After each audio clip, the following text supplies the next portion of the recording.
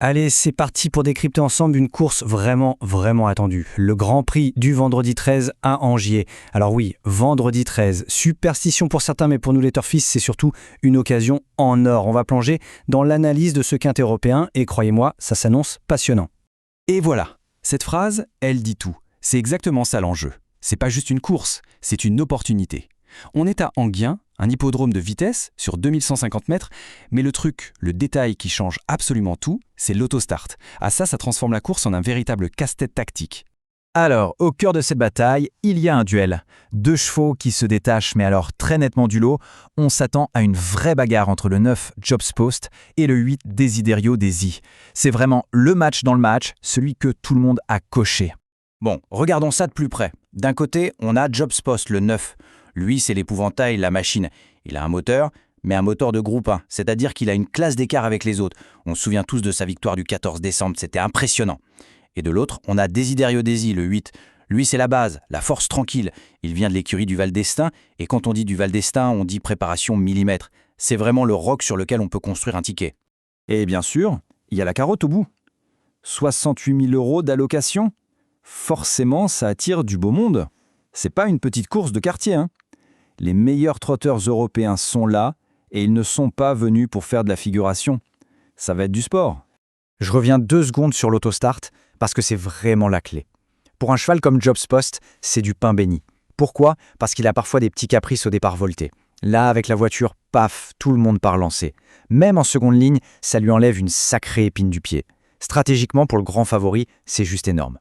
Bon, les favoris, c'est bien beau, mais on sait tous qu'un quintet, ça se gagne rarement en jouant les 5 chevaux que tout le monde voit. Le vrai jeu, le truc qui paye, c'est de dénicher les outsiders. C'est là que ça devient intéressant et qu'on peut faire la différence. Alors, qui pourrait venir jouer les troubles fêtes ?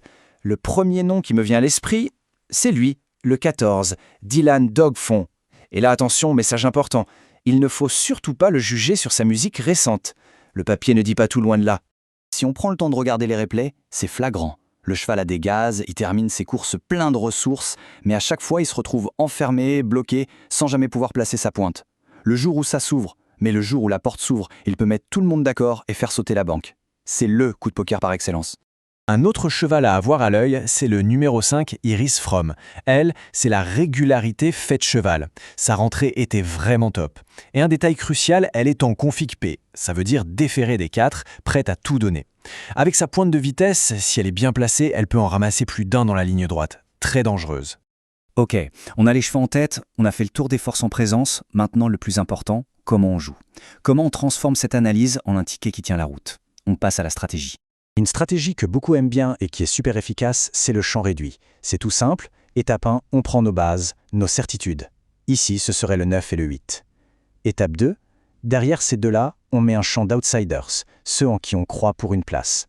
Par exemple le 14, le 5, le 15. Et étape 3, on choisit sa mise.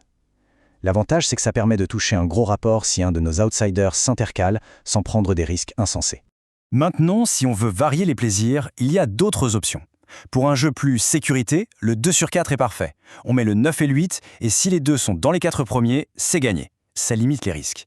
A l'inverse, pour ceux qui aiment le frisson et qui visent un plus gros gain, il y a le multi en 7.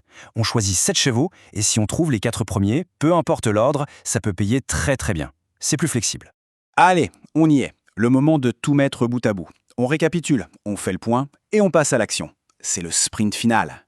Donc pour résumer ma sélection, en favori, l'incontournable, le 9, Jobs Post. En base solide, le 8, Desiderio Desi. Pour faire grimper la cote, l'outsider malin, c'est le 14, Dylan Dog Fond. Et enfin, le vrai coup de poker, celle qui peut surprendre tout le monde à la fin, le 15, Diva del Ronco. Voilà une sélection qui me semble bien équilibrée pour attaquer ce quintet. Et un dernier conseil, vraiment, gardez ça en tête. La ligne droite d'Enghien, elle est longue. Mais quand je dis longue, c'est qu'elle n'en finit pas. Un cheval qui semble cuit à l'entrée de la ligne droite peut très bien revenir finir comme une balle. Tout est une question de parcours, de gestion du trafic par le pilote. C'est là-dessus que la course va se jouer. Voilà, je crois qu'on a fait le tour. Toutes les clés sont là pour se faire une idée précise de la course. Maintenant, à vous de jouer. Pour valider un ticket, c'est très simple. Il y a un lien juste en dessous dans la description. Ça mène directement sur le site du PMU. Allez, bonne chance à tous et que le meilleur gagne.